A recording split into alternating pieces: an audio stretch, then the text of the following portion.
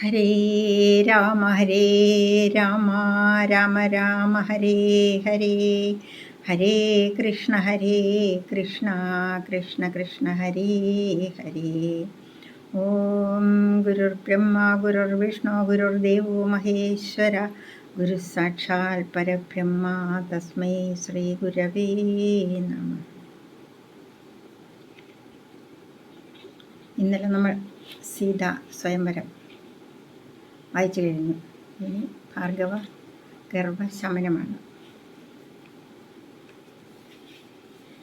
ശ്രീരാമ രാമ രാമ ശ്രീരാമചന്ദ്ര ജയ, ശ്രീരാമ രാമ രാമ ശ്രീരാമഭദ്ര ജയ, ശ്രീരാമ രാമ രാമ സീതാഭിരാമ രാമ, ശ്രീരാമ രാമ രാമ ലോകാഭിരാമ ജയ, ശ്രീരാമ രാമ രാമ രാവണാന്തക രാമ, ശ്രീരാമ മമ ഹൃദി രമതാം രാമ രാമ, ശ്രീരാഘവാത്മാ രാമ ശ്രീരാമ രമാപദേ, ശ്രീരാമ രമണീയ വിഗ്രഹ നമോസ്തുതേ, നാരായണായ നമോ നാരായണായ നമോ നാരായണായ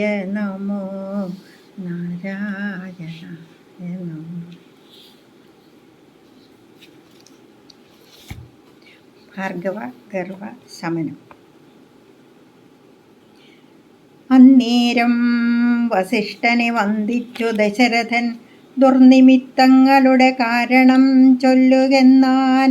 മന്നവാ, കുറഞ്ഞൊരു ഭീതിയുണ്ടാകുമിപ്പോൾ, പിന്നീടം അഭയവുമുണ്ടാകുമെന്നറിഞ്ഞാലും ഏതുമേ പേടിക്കേണ്ട, നല്ലതേ വന്നുകൂടൂ. ഖേദവുമുണ്ടാകേണ്ട, കീർത്തിയും വർദ്ധിച്ചിടും. ഇത്തരം വിധിസുതൻ അരുളിച്ചെയ്യുന്നേരം, പദ്ധതി മധ്യേ കാണായി വന്നു ഭാർഗവനെയും. നീലനീരത നിഭ നിർമ്മല വർണ്ണത്തോടും നീലലോഹിത ശിഷ്യൻ ബഡവാനല സമൻ, ക്രുദ്ധനായി പരശുബാണാസനങ്ങളും പൂണ്ടു പദ്ധതി മധ്യേ വന്നു നിന്നപ്പോൾ ദശരഥൻ ബദ്ധസാധു സംവീണു നമസ്കാരവും ചെയ്താൻ. ബുദ്ധിയും കെട്ടുനിന്നു മറ്റുള്ള ജനങ്ങളും, അർത്തനായി പങ്ക്തിരഥൻ ഭാർഗവരാമൻ തന്നെ പേർത്തു വന്നിച്ചു ഭക്ത്യാ കീർത്തിച്ചാൻ പലതരം. കാർത്തവീര്യാരേ പരിത്രാഹി മാം തപോനിധേ, മാർത്താണ്ഡകുലം പരിത്രാഹി കാരുണ്യാംബുധേ, ക്ഷത്രിയാന്തക പരിത്രാഹി മാം യമദഗ്നിപുത്ര, മാം പരിത്രാഹി രേണുകാത്മജ വിഭോ, പരശുപാണേ പരിപാലയ കുലം മമ പരമേശ്വര പ്രിയ, പരിപാലയ നിത്യം. പാർത്ഥിവ സമുദായ രക്തതീർത്ഥത്തിൽ കുളിച്ചാസ്തയാ പിതൃഗണതർപ്പണം ചെയ്ത നാഥ, കാത്തുകൊള്ളുക തപോവാരിധേ ഭൃഗുപതേ, കാൽത്തളിരിണ തവ ചരണം മമ വിഭോ. ഇത്തരം ദശരഥൻ ചൊന്നതാദരിയാതെ ബദ്ധരോഷേണ വന്യജ്വാല പൊങ്ങിയിടും വണ്ണം, വക്രവും മധ്യാനാർക്കമണ്ഡലം പോലെ ദീപ്ത്യാ സത്വരം ശ്രീരാമനോടരുളിച്ചെയ്തിടിനാൻ. ഞാനൊഴിഞ്ഞുണ്ടോ രാമനി ത്രിഭുവനത്തിങ്കൽ, മാനവനായ ഭവാൻ ക്ഷത്രിയനെന്നാകിലോ, നില്ലുന്നില്ല രക്ഷണമെന്നോടു യുദ്ധം ചെയ്യുവാൻ. വില്ലിങ്കൽ നിനക്കേറ്റം വല്ലഭമുണ്ടല്ലോ കേൾ, നീയല്ലോ ബലാൽ ശൈവചാപം ഖണ്ഡിച്ചതെൻ്റെ കയ്യിലുണ്ടൊരു ചാപം വൈഷ്ണവം മഹാസാരം. ക്ഷത്രിയ കുലജാതനാകിൽ നീ ഇതുകൊണ്ടു സത്വരം പ്രയോഗിക്കിൽ, നിന്നോട് യുദ്ധം ചെയ്വൻ. അല്ലായെങ്കിൽ കൂട്ടത്തോടെ സംഹരിച്ചിടുന്നതുണ്ടില്ല സന്ദേഹമെനിക്കെന്നതു ധരിച്ചാലും ക്ഷത്രിയകുലാന്തകൻ ഞാനെന്നതറിഞ്ഞില്ലേ. ശത്രുത്വം നമ്മിൽ പണ്ടു പണ്ടേയുണ്ടെന്നോർക്ക നീ. രേണുകാത്മജനേവം പറഞ്ഞോരനന്തരം ക്ഷോണിയും പാരമൊന്നു വിറച്ചു ഗിരികളും. അന്ധകാരം കൊണ്ടൊക്കെ മറഞ്ഞു ദിക്കുകളും. സിന്ധുവാരിയുമൊന്നു കലങ്ങി മറിഞ്ഞിത് എന്തോന്നു വരുന്നിതെന്നോർത്തു ദേവാദികളും. ചിന്ത പൂണ്ടുഴന്നിതു താപസവരന്മാരും. പങ്ക്തിസ്യന്തനൻ ഭീതി കൊണ്ടു വേവധു പൂണ്ടു സന്താപമുണ്ടായി വന്നു വിരിഞ്ച തനയനും. മുഗ്ധഭാവവും പൂണ്ടു രാമനാം കുമാരനും ക്രുദ്ധനാം പരശുരാമൻ തന്നോടരുൾ ചെയ്തു. ചൊല്ലെഴും മഹാനുഭാവന്മാരാം പ്രൗഢാത്മാക്കൾ വല്ലാതെ ബാലന്മാരോടിങ്ങനെ തുടങ്ങിയാൽ ആശ്രയമവർക്കെന്തോന്നുള്ളതു തപോനിധേ. സ്വാശ്രമകുലധർമ്മമിങ്ങനെ പാലിക്കുന്നു. നിന്തിരുവടി തിരുവുള്ളത്തിലേറുന്നതിനന്തരമുണ്ടോ. പിന്നെ വരുന്നു നിരൂപിച്ചാൽ അന്ധനായിരിപ്പോരു ബാലകനുണ്ടോ. ഗുണബന്ധനം ഭവിക്കുന്നു സന്തതം ചിന്തിച്ചാലും. ക്ഷത്രിയ കുലത്തിങ്കലുത്ഭവിക്കയും ചെയ്തേൻ. ശസ്ത്രാസ്ത്രപ്രയോഗ സാമർഥ്യമില്ലല്ലോ താനും. ശത്രുമിത്രോദാസീന ഭേദവുമെനിക്കില്ല. ശത്രു സംഹാരം ചെയ്യുവാൻ ശക്തിയുമില്ലയല്ലോ. അന്ധകാന്തകൻ പോലും ലംഘിച്ചിടുന്നതല്ല നിന്തിരുവടിയുടെ ചിന്തിതമതുമൂലം. വില്ലിങ്ങു തന്നാലും ഞാനാകിലോ കുലച്ചിടാമല്ലെങ്കിൽ തിരുവുള്ളക്കേടുമുണ്ടാകവേണ്ട. സുന്ദരൻ സുകുമാരൻ ഇന്ദിരാപതി രാമൻ കന്ദർപ്പകളേബരൻ കഞ്ചലോചനൻ പരൻ ചന്ദ്രചൂഡാരവിന്ദ മന്ദിര മഹേന്ദ്രാദി വൃന്ദാരകേന്ദ്ര മുനിവൃന്ദവന്ദിതൻ ദേവൻ മന്ദഹാസവും പൂണ്ടു വന്ദിച്ചു മന്ദേതരം നന്ദിച്ചു. ദശരഥനന്ദനൻ വില്ലും വാങ്ങി നിന്നരുളുന്ന നേരമീരേഴു ലോകങ്ങളും ഒന്നിച്ചു നിറഞ്ഞൊരു തേജസ്സു കാണായി വന്നു. കുലച്ചു ബാണമേഘമെടുത്തു തൊടുത്താശു വലിച്ചു നിറച്ചുടൻ നിന്നിതു ചിതശ്രമം ചോദിച്ചു ഭൃഗുപതി തന്നോടു രഘുപതി മോദത്തോടരുളി ചെയ്തിടണം ദയാനിധേ. മാർഗണം നിഷ്ഫലമായി വരികയില്ല മമ ഭാർഗവരാമ. ലക്ഷ്യം കാട്ടിത്തന്നീടവേണം. ശ്രീരാമവചനം കേട്ട നേരം ഭാർഗവനുമാരോടാനന്ദമതിനുത്തരമരുൾ ചെയ്തു. ശ്രീരാമ രാമ മഹാബാഹോ ജാനകീപദേ. ശ്രീരമണാത്മാ രാമ ലോകാഭിരാമ രാമ. ശ്രീരാമ സീതാഭിരാമാനന്ദാത്മക വിഷ്ണു. ശ്രീരാമ രാമ രമാ രമണ രഘുപദേ. ശ്രീരാമ രാമ പുരുഷോത്തമാ ദയാനിധേ. ശ്രീരാമ സൃഷ്ടിസ്ഥിതി പ്രളയഹേതുമൂർത്തെ. ശ്രീരാമ ദശരഥനന്ദന ഋഷികേശ. ശ്രീരാമ രാമ രാമ കൗസല്യാത്മജാ ഹരേ. എങ്കിലോ പുരാവൃത്തം കേട്ടുകൊണ്ടാലും മമ പങ്കജവിലോചന കാരുണ്യവാരാനിധേ. ചക്രതീർത്ഥത്രിങ്കൽ ചെന്നെത്രയും ബാല്യകാലേ ചക്രപാണിയെത്തന്നെ തപസ്സു ചെയ്തേൻ ചിരം. ഉഗ്രമാം തപസ്സു കൊണ്ടിന്ദ്രിയങ്ങളെയെല്ലാം നിഗ്രഹിച്ചനുദിനം സേവിച്ചേൻ ഭഗവാനെ. വിഷ്ണു കൈവല്യമൂർത്തി ഭഗവാൻ നാരായണൻ ജിഷ്ണു സേവിതൻ ഭജനീയനീശ്വരൻ നാഥൻ. മാധവൻ പ്രസാദിച്ചു മൽപുരോഭാഗേ വന്നു സാദരം പ്രത്യക്ഷനായരുളി ചെയ്തിടിനാൻ. ഉത്തിഷ്ടോത്തിഷ്ട ബ്രഹ്മൻ തുഷ്ടോഹം തപസാ തേ സിദ്ധിച്ചു സേവാഫലം നിനക്കെന്നറിഞ്ഞാലും. മത്തേജോയുക്തൻ ഭവാൻ എന്നതുമറിഞ്ഞാലും കർത്തവ്യം പലതുണ്ട് ഭവതാ ഭൃഗുപതേ. കൊല്ലണം പിതൃഹന്താവാകിയ ഹേഹയനെ ചൊല്ലഴും കാർത്തവീര്യാർജുനനാം നൃപേന്ദ്രനെ. വല്ല ജാതിയും അവൻ അൽകുലാംശജനല്ലോ, വല്ലഭം ധനുർവേദത്തിനവനേറുമല്ലോ. ക്ഷത്രിയവംശമിരുപത്തൊന്നു പരിവൃത്തി യുദ്ധേ നിഗ്രഹിച്ചു കശ്യപനുദാനം ചെയ്യുക. പൃഥ്വിമണ്ഡലമൊക്കെ പിന്നെ ശാന്തിയെ പ്രാപിച്ചുത്തമമായ തപോനിഷ്ഠയാ വസിച്ചാലും. പിന്നെ ഞാൻ ത്രേതായുഗേ ഭൂമിയിൽ ദശരഥൻ തന്നുടെ തനയനായി വന്നവതരിച്ചിടും. അന്നു കണ്ടിടാം തമ്മിലെന്നാൽ എന്നുടെ തേജസ്സന്യൂനം ദാശരഥി തന്നിലാക്കിയിടുക നീ. പിന്നെയും തപസ്സു ചെയ്ത ബ്രഹ്മപ്രളയാന്തമെന്നെ സേവിച്ചു വസിച്ചിടുക മഹാമുനേ.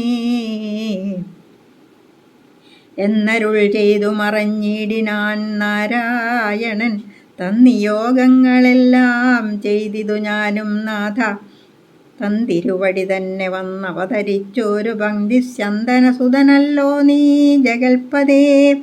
എങ്കലുള്ളൊരു മഹാവൈഷ്ണവ തേജസ്സെല്ലാം നിങ്കലാക്കിയിടുവാനായി തന്നിതു ശരാസനം. ബ്രഹ്മാദിദേവകളാൽ പ്രാർത്ഥിക്കപ്പെട്ടുള്ളൊരു ധർമ്മങ്ങൾ മായാബലം കൊണ്ടു സാധിപ്പിക്ക നീ. സാക്ഷാൽ ശ്രീനാരായണൻ താനല്ലോ ഭവാൻ. ജഗൽ സാക്ഷിയായിടും വിഷ്ണു ഭഗവാൻ ജഗന്മയൻ. ഇന്നിപ്പോൾ സഫലമായി വന്നിതു മമ ജന്മം. മുന്നം ചെയ്തൊരു തപസ്സാഫല്യമെല്ലാം വന്നു ബ്രഹ്മമുഖ്യന്മാരാലും കണ്ടു കിട്ടിയിടാതൊരു നിർമ്മലമായ രൂപം കാണായി വന്നതു മൂലം ധന്യനായി കൃതാർത്ഥനായി സ്വസ്ഥനായി വന്നേനല്ലോ. നിന്നുടെ രൂപമുള്ളിൽ സന്തതം വസിക്കേണം. അജ്ഞാനോത്ഭവങ്ങളാം ജന്മാദി ഷഡ്ഭാവങ്ങൾ സുജ്ഞാനസ്വരൂപനാം നിങ്കലില്ലല്ലോ പോറ്റി. നിർവികാരാത്മാ പരിപൂർണനായിരിപ്പോരു നിർവാണപ്രദനല്ലോ. നിന്തിരുവടി പാർത്താൽ വന്നിയിൽ ധൂമം പോലെ വാരിയിൽ നുര പോലെ നിന്നുടെ മഹാമായാവൈഭവം ചിത്രം ചിത്രം. യാവൽ പര്യന്തം മായാസംവൃതം ലോകമോർത്താൽ താവൽ പര്യന്തമറിയാവല്ല ഭവത്തത്വം. സത്സംഗം കൊണ്ടു ലഭിച്ചിടിന ഭക്തിയോടും ത്വൽസേവാരതന്മാരാം മാനുഷർ മെല്ലെ മെല്ലെ തന്മായാരചിതമാം സംസാരപാരാവാരം തന്മറുകരയേറിയിടുന്നിതു കാലം കൊണ്ടേ. ത്വജ്ഞാനപരന്മാരാം ജനങ്ങൾക്കുള്ള ജ്ഞാനം നീക്കുവോരു സൽഗുരു ലഭിച്ചിടും. സൽഗുരുവരങ്കൽ നിന്നൻപോടു വാക്യജ്ഞാനമുൾക്കാമ്പിലുദിച്ചിടും. ത്വൽപ്രസാദത്താലപ്പോൾ കർമ്മബന്ധത്തിങ്കൽ നിന്നാശു വേർപെട്ടു ഭവചിന്മയ പദത്തിങ്കലാഹന്തലയിച്ചിടും. ത്വൽഭക്തിവിഹീനന്മാരായുള്ള ജനങ്ങൾക്കു കൽപ്പകോടികൾ കൊണ്ടും സിദ്ധിക്കയില്ലയല്ലോ വിജ്ഞാനജ്ഞാനസുഖം. മോക്ഷമെന്നറിഞ്ഞാലും അജ്ഞാനം നീക്കി ത്വൽബോധം മമ സിദ്ധിക്കേണം. ആകയാൽ ത്വൽപാദപത്മങ്ങളിൽ സദാകാലമാകുലം കൂടാതൊരു ഭക്തി സംഭവിക്കേണം.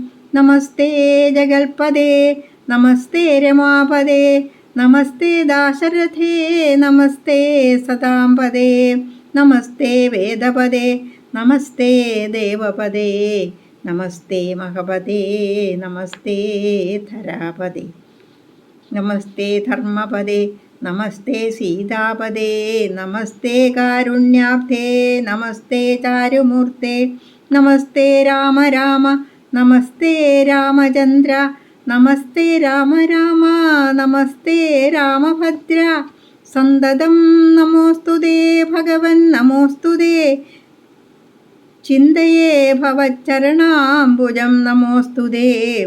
സ്വർഗതിക്കായിട്ടെന്നാൽ സഞ്ചിതമായ പുണ്യമൊക്കെ നിൻ ബാണത്തിനു ലക്ഷ്യമായി ഭവിക്കേണം എന്നതു കേട്ടു തെളിഞ്ഞന്നേരം ജഗന്നാഥൻ മന്ദഹാസവും ചെയ്തു ഭാർഗവനോടു ചൊന്നാൻ. സന്തോഷം പ്രാപിച്ചേൻ ഞാൻ നിന്തിരുവടിയുള്ളിലെന്തോന്നു ചിന്തിച്ചതെന്നാൽ അവയെല്ലാം തന്നേൻ പ്രീതി കൈക്കൊണ്ടു ജമദഗ്നിപുത്രനും. അപ്പോൾ സാദരം ദശരഥപുത്രനോടരുൾ ചെയ്തു, ഏതാനും അനുഗ്രഹമുണ്ടെന്നെ കുറിച്ചെങ്കിൽ പാദഭക്തന്മാരിലും പാദപത്മങ്ങളിലും ചേതസി സദാകാലം ഭക്തി സംഭവിക്കണം.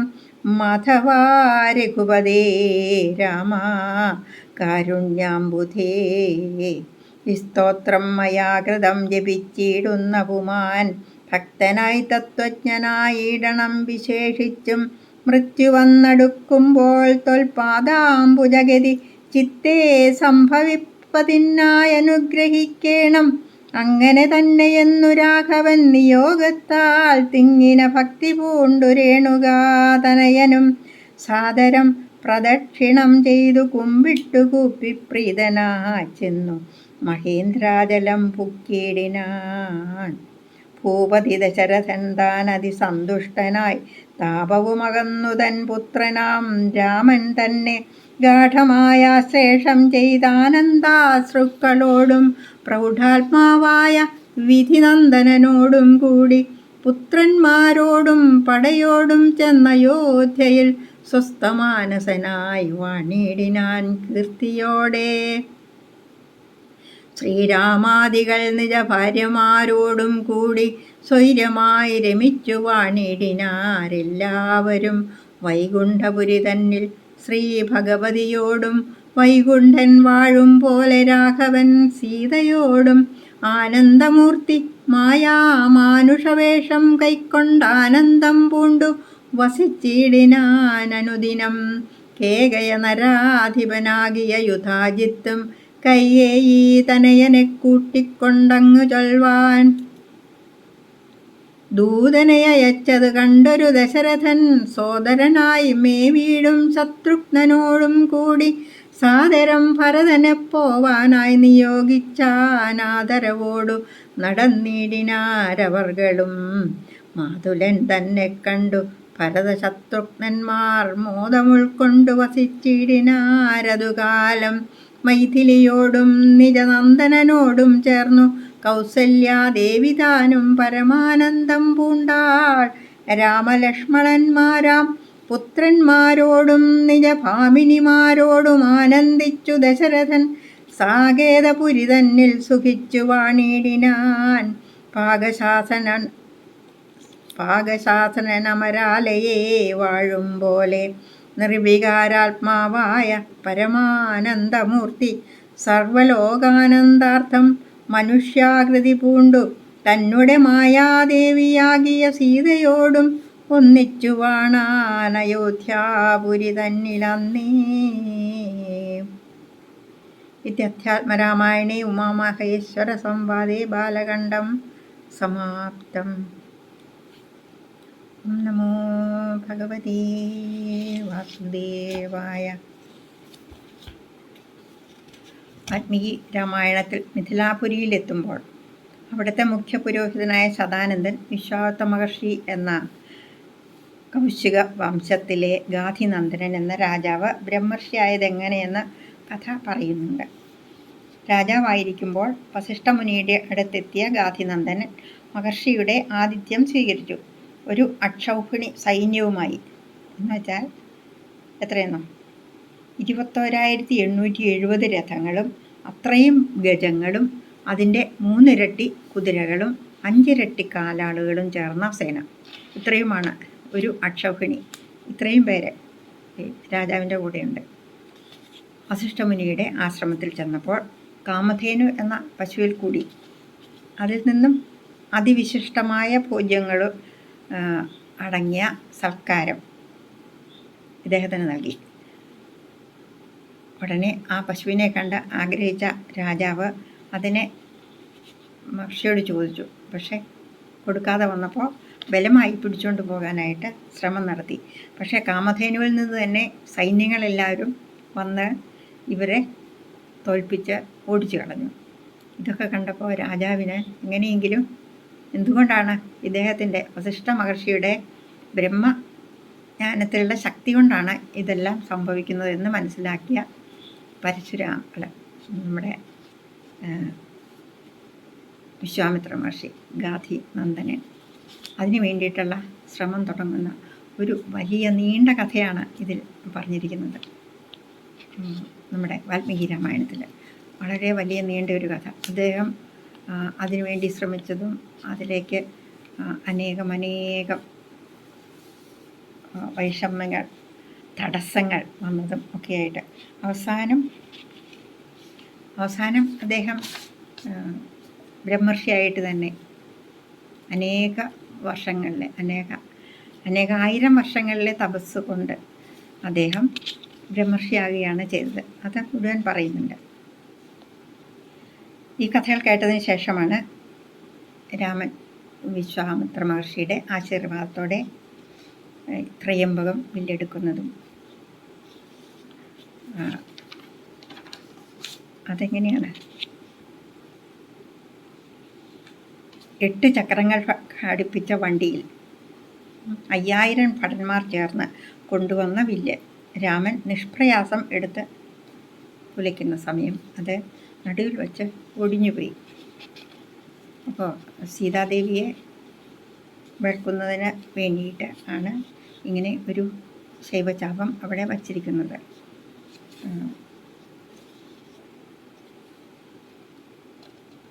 അധ്യാത്മരാമായണത്തിൽ പക്ഷേ സീതയെ ലഭിച്ച ശേഷം നാരദ മഹർഷി വന്ന് ദേവി മഹാലക്ഷ്മിയുടെ അവതാരമാണെന്നും മഹാവിഷ്ണു അയോധ്യയിൽ രാമനായി അവതരിച്ച് രാവണനെ വധിക്കാൻ എത്തുന്നുണ്ടെന്നും അറിയിക്കുന്നു. അതിനാലാണ് ഈ ശ്രേഷ്ഠ ധനുസ്സ് ഞാണേറ്റണമെന്ന ശുൽക്കം അവതരിപ്പിച്ചത് എന്ന് രാജാവ് പറയുന്നു. പക്ഷെ വാൽമീകി രാമായണത്തിൽ അങ്ങനെ പറയുന്നില്ല.